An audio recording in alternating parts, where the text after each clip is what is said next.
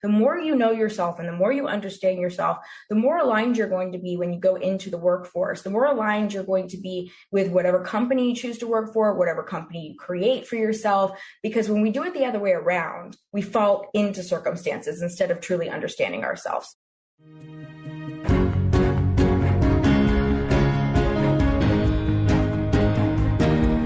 Hello, everyone. Welcome to the KTS Success Factor podcast for women, where we talk about challenges senior female leaders face in being happy and successful at work. I'm your host, Dr. Sarah E. Brown. My guest today is Maya Roffler. Her corporate career began at age 22. When she was promoted to the corporate office of a major men's fashion retailer.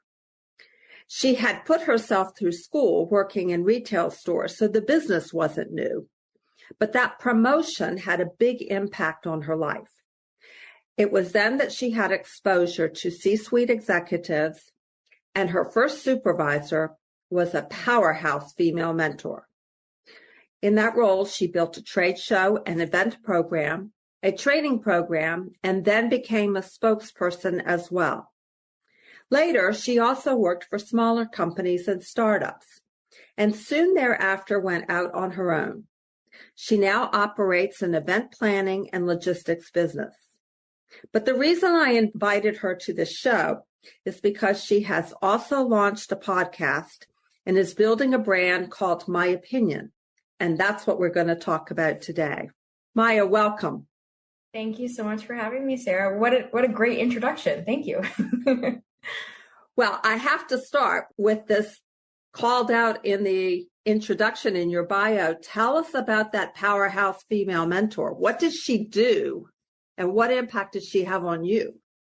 I absolutely love that you want to talk about her first because she's woven into a lot of interviews that I do, but at such a young age, at 22, about to be 23, going into this very male dominant environment. And she saw something in me that I don't know everyone else could see at that time. Right. And she promoted me to the corporate office and her name is Dawn. We're still in contact to today. So that's a very cool fact 13 years later.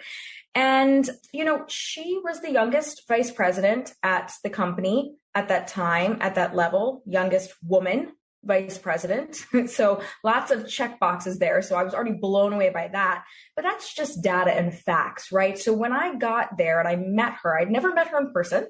That was another cool fact when I started working for her. But she had done some pretty incredible things in the retail space already and implemented programs with another men's retailer and had a lot of success, which is why they brought her on board to develop this program. And she saw something in me. And the reason I found her to be so inspirational and she really catapulted and pushed my career forward, she didn't take any crap from anyone. She didn't care about, if there was someone in the room that was the CEO or, owned $1 billion business or if we were on a private jet or whatever, it didn't matter. She really taught me how to command a room, how to command respect, how to, speak to these men. It was predominantly male. So how to speak to these men that were 2 and 3 times my age at 22, 23 years old. Mm-hmm. So the wealth of knowledge that she gave me, but also the confidence that she gave me is hard to kind of pack into just a couple of minutes, but she's someone that I'll never forget and will probably be in my life forever. She's an incredible mentor and I have so much respect for her. So I'm curious about how she taught you to do those things. Did she demonstrate it and let you watch it? Did she give you instructions? Did you practice? What all did you do that enabled her to actually impart that? You just hit the nail on the head, all of the above. So she was the complete embodiment of that, right? She was in her early mid 40s at the time. And I just was blown away by her and the way she didn't take, again, crap from anyone. So I saw that in her. And as I'm approaching, I'm mid 30s now. And so I see that now and I'm like, wow, she was really she was comfortable in her own skin and had been through so much. And I heard her, she'd share her stories about her evolution and the mistakes she made. So there was the mentoring aspect of that.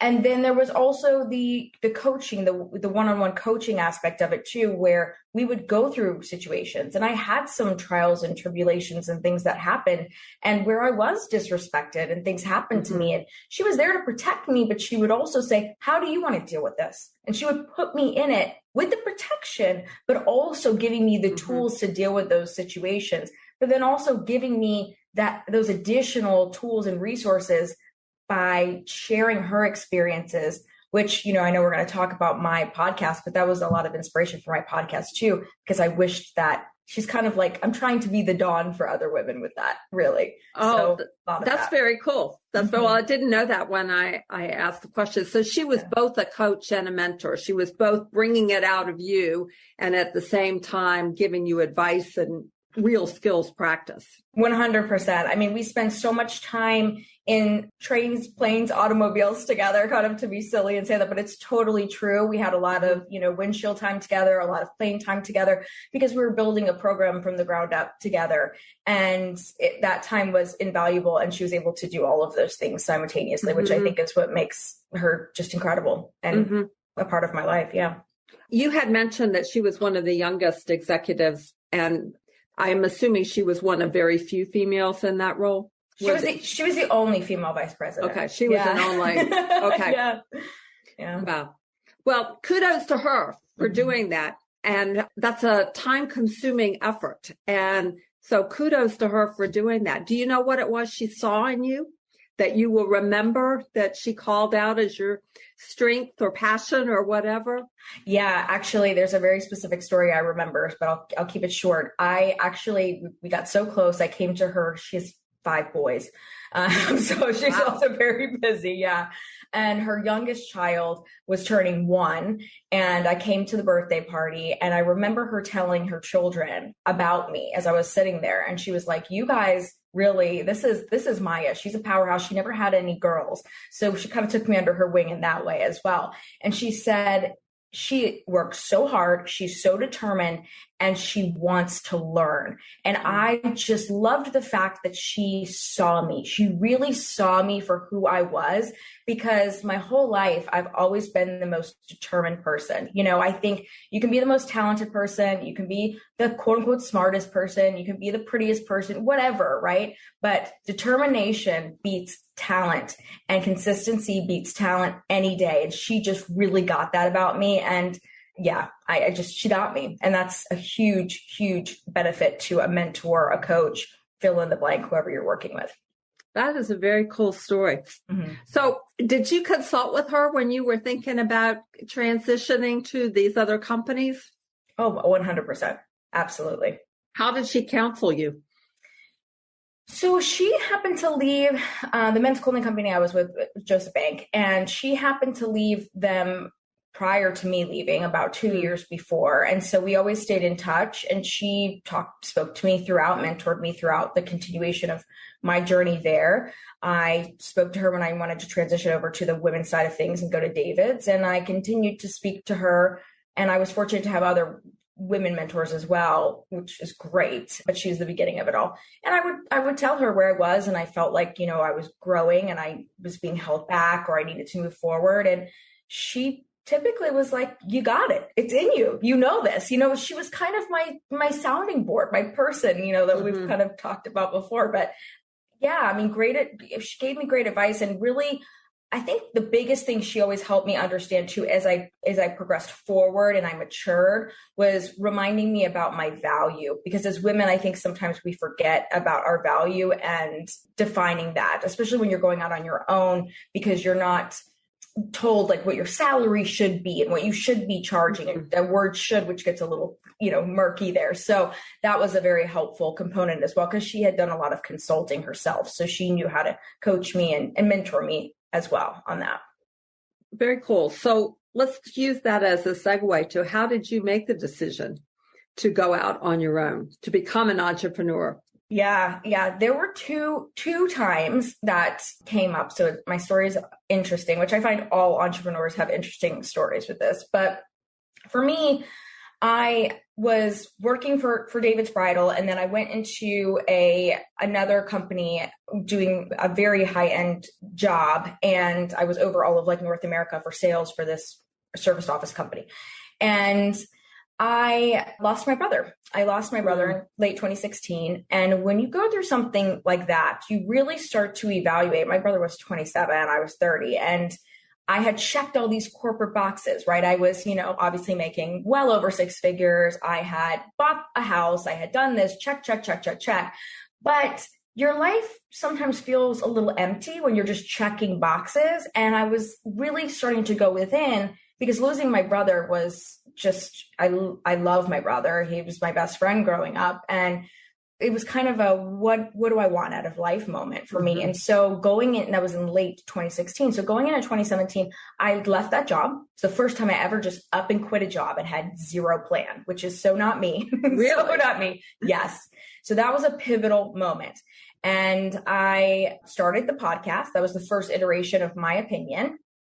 And I was not talking about leadership at the time. I actually had been on a reality show, dating reality show, when my brother I lost him to a homicide. And so a lot of things were going on. And I started to do some consulting work and I enjoyed it. But then I ended up getting roped into going back so it was kind of my first toe dipping into entrepreneurship. But I started working predominantly for more startups. So I was going into these startups and creating event programs for them, training programs for them. So using my tools from before.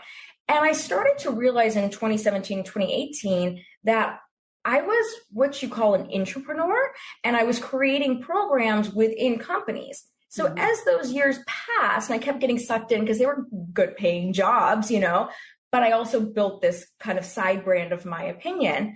I thought, well, if I can do this for these brands that are just popping up or wanting to grow or evolve, why can't I do this on my own? So it kind of evolved from there. And the final push for me was I took one more final gig in 2019. But when the pandemic hit, I said, I'm going to do this. And a lot of people thought I was totally nuts, but I felt it was time. And within myself, it was because I wasn't feeling fulfilled. I was hitting the ceiling. There wasn't far for me to go anymore.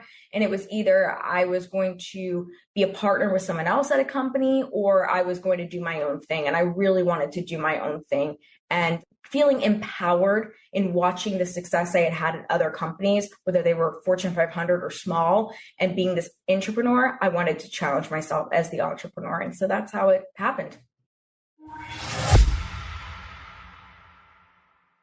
Hi, this is Sarah Brown again, the host of the KTS Success Factor podcast for women.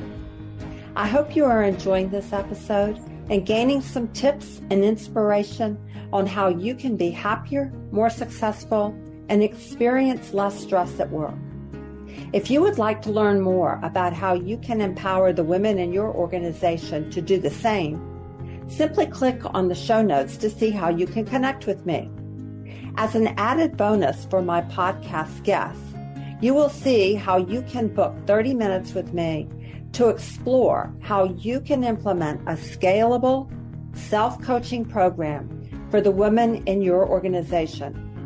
Simply visit bookachatwithsarahebrown.com. Now back to this informative episode. So for my audience, define intrapreneur. So yes. Because that's an important concept. Yeah. So a lot of people don't know that they're intrapreneurs when they're doing this. So intrapreneurs are really individuals that are working for, whether you're working for a Fortune 500 large company or even a small startup company, you're creating things within a company. You're able to do what an entrepreneur does in a certain capacity within a company. So to use myself as an example, I would go in and create an entire program or an entire branch of a company from zero to nothing. Like for Joseph Bank, I created their training program. It didn't exist before. We had manuals. We had certain exercises they had to do and complete. Our trade show program didn't exist before. And when I left after almost 3 years, it was 2 years and 10 months, it was at $25 million from $0. So those are intrapreneurs, people that can come in and create something within a company to keep it very, 50,000 foot level. Yeah. Yeah. Thanks for doing that. Yeah. So right before the pandemic or right in the middle of the pandemic, you're launching into this new area as an entrepreneur. The pandemic notwithstanding, what's been your biggest challenge, or has it been the pandemic? You know, what's so funny? I thought it would be the pandemic because, I have the Mayapinion brand, which started with the podcast, but I trademarked it and decided to do event logistics because that's what I knew. And I knew I'd be able to take on a few clients and start that way. But I thought that would be my biggest challenge because it was the pandemic. We weren't meeting in person, but I took that intrapreneur in me, made it an entrepreneur and said, I'm going to grab hold of virtual events and had one of the best financial years ever in 2020. So that wasn't really the challenge. The challenge for me was learning just the nuances of being a business owner, just the things you would not think about that companies, take care of for you. And it's interesting. I'm glad we're talking about this because I don't talk about this a lot on interviews anymore. So it's a fun topic, like silly things, like things that are actually really important, but you don't realize, like ordering all your office supplies and all your expenses and the things that you have to deal with like that, and invoicing and figuring all of those things out. It's your first year. That's a lot. It's very intimidating. And so my advice and recommendation and the things I did wrong and things I talk about on the podcast too, as I transition from my corporate advice to my entrepreneur advice is, know when you're scaling and it's time to hire someone. I made some of those mistakes where I was like, oh, okay, I'm still doing okay. I still can manage, the finances by myself. No, my accountant is CPA. Is very important in my life now, right? Because it grew very fast. And, I think it's really important. I didn't think about, contracts. I was like, oh, I got to get these legal contracts drawn up, things like that I think if you have those in place in the beginning, you're going to save yourself so much time. It's going to be so much easier for you. But those were the things that I think were the biggest challenge. I think for some people, it's also acquiring clients. For me, I was very fortunate because I had a client base and people who wanted to come with me because of the experience that I had. But I think that's very often a challenge that can happen too, is building your client base. And I think also with just the times that we're in now, but I think you can kind of flip that perspective too, because we're also connected virtually. There are opportunities to gain more access. So it's all about how you look at it. But I would say more the fundamental stuff was more the challenge for me because I grew fast. And so I needed to kind of step back and go, okay, I'm going to need some help here, here, and here. And that was more of the challenge. So I counsel people to outsource things that are not in their passions and their strengths. But I think early in an entrepreneurial venture, it's a good idea to do them yourself so you know what it is. You know the fundamentals of what it is, even if it's not something you're going to do long term. Yep. How did you go about deciding what it was you were going to outsource versus keep and do yourself? Great question. I agree with you 150%, Sarah. I think you should do it all in the beginning because you want to know everything. I hear some stories with people who are like, I don't like doing finances. I'm not going to do any of it. That scares me to death because I'm like, if you don't understand what's coming in, what's going out, I'm scared for you. You should always know what's going on, right? But I'm with you. That is exactly how I decide. Like for me, the particular things like admin stuff, because I'm managing 2 podcasts now. I'm managing my event logistics company. I also have another tech startup that I started last year. So that kind of virtual assistant type work, that's the stuff that I outsource like the quickest because that is a time thief right away. And it's also pretty cost effective that you can outsource those types of things. So for me, I don't find that that's the best use of my time. The best use of my time is to spend time in front of clients, doing logistical type of work because that's what they need me for, and being present at events or being present for, my actual podcast and actually giving value. So that's how I determined that. Obviously, finances, I'm heavily involved in them, but I knew that I needed to get someone that really knew what they were dealing with because we have multiple streams of income. So that was a huge one too. So that happened pretty quickly, but I touch all the accounts. Like, it's not like someone deals with them and then that's it.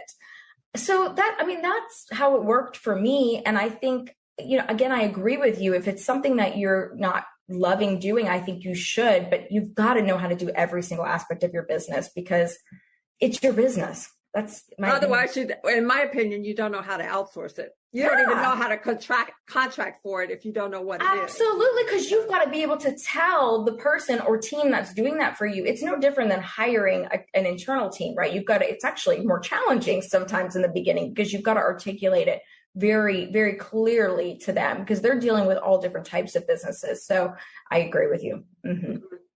All right. Well, I want to pivot to your podcast, plural, and your brand. And which came first, the brand or the podcast? The podcast, it's an interesting story because the podcast came out, the first iteration of Mayapinion came out in April 2017. And we were talking about, so a good friend of mine, he had been in radio for a long time. We had done trade shows for years. And he told me, he said, you should podcast because of losing my brother, being on this show. Mm-hmm. He's like, you're a talker, you could do this. And I'm like, I don't even know what I would call it. There's no way. I'm never going to do a podcast. That's so silly. He's like, let's just do it and see how it goes. He's like, what would you call it? And I'm like, well, I'm really opinionated and my nickname is Mayapinion. So let's just call it that. And that's how it happened. And so from there, we did a couple seasons with 3 or 4. We monetized very fast. It was very successful because it came off the show. But I didn't want to talk about reality TV forever because I did a show and that was it. So I shut it down, kind of revamped it, and decided I wanted to talk about leadership because, as I mentioned earlier to you, Sarah, I really was so inspired by Dawn, so inspired by my journey as a young woman going into corporate America, not knowing anything about who I was as a leader, and then leading these large initiatives and then teams. I had over 100 people reporting to me at David's Bridal, and I didn't have a clue who I was as a leader. So I thought about it from that perspective and relaunched it. And then I decided to trademark the name, and then I decided to create my LLC out of it. So that's kind of how that evolution happened. Mm-hmm. And tell me what the main message of Mayapinion, the current version of Mayapinion podcast is, and who you're attracting and what you want them to get out of it, all of that stuff. I'm pointing my listeners towards it. So yeah. No, thank you so much. Yes, I would love for you guys to listen. Our message, of course, it's leadership in my opinion and my guest's opinion, but the ultimate message is how to be the leader of your life and how to step into being the leader of your life. And so every woman that comes onto the show, I have solo episodes, but I have a lot of incredible women like yourself that have been on the show, and they share their journey and they share their story a lot like I'm doing here today on your show, Sarah. And I always ask, a question at the end, what is your advice to give to women and about leadership and about when you step into leadership for the first time? And no 2 women have answered it the same. And we're well over 100 episodes at this point of the reiteration and the leadership focus. New version. Mm-hmm. Yeah. So I think it's just the knowledge that comes out of it is great. And the purpose of having women from all different walks of life, age groups, ethnicities, and all over the world, which has been really cool, is not every woman is going to identify with me as a 35-year-old woman who went to corporate America very young. Every woman can identify with at least one, I think at least 5 women that have been on the podcast at some time in some way. So that's really our goal, is to help women understand how to step into their leadership now. And my big message is I really think we have leadership backwards. I really think that women need to understand how to embrace being a leader before they ever step into any of these roles. And that's what I'm truly passionate about and like to talk about on the podcast. Okay. And tell me what that means to embrace being a leader before you step into the role.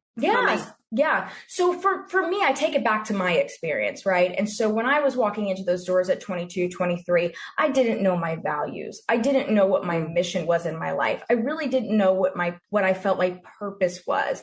And I really didn't know what my overall vision was for my life and what that was. And I think it's so valuable if we give that as a gift to women and help them understand that. Look at that now. Think about that now. What are your values? What's important to you now? Really reflect on that. Like, what is and these can evolve and they will evolve. I'm not the same person ultimately that I was at 22, but at the core, I am in a lot of ways. So really thinking about that. I mean, this can happen for women in high school, middle school. I mean, you can start to do these exercises young, and I encourage young women to do this because the more you know yourself and the more you understand yourself, the more aligned you're going to be when you go into the workforce, the more aligned you're going to be with whatever company you choose to work for, whatever company you create for yourself. Because when we do it the other way around, we fall into circumstances instead of truly understanding ourselves. So that's what I mean by that. Okay. And don't let me put words in your mouth, but is that what you mean when you say being a leader of your life? Yes, absolutely. That's 100% what I mean. Mm-hmm. Okay. That's great. And if I can just augment a little bit about your podcast, not only do you ask women about their journey and their values and get that perspective, but you've got a breadth of people coming and talking about the various aspects that entrepreneurial leaders ought to think about for their business as well. And I think that is a real added benefit of what you're doing. Thank you, Sarah. Yeah, absolutely. That is definitely a huge aspect to the podcast, because I think it's so important that women, and we have a lot of men that listen to the podcast too, which is incredible. But I think it's really important that we share those messages and different journeys, and there's not just one linear path to success and fulfillment for women. Mm-hmm.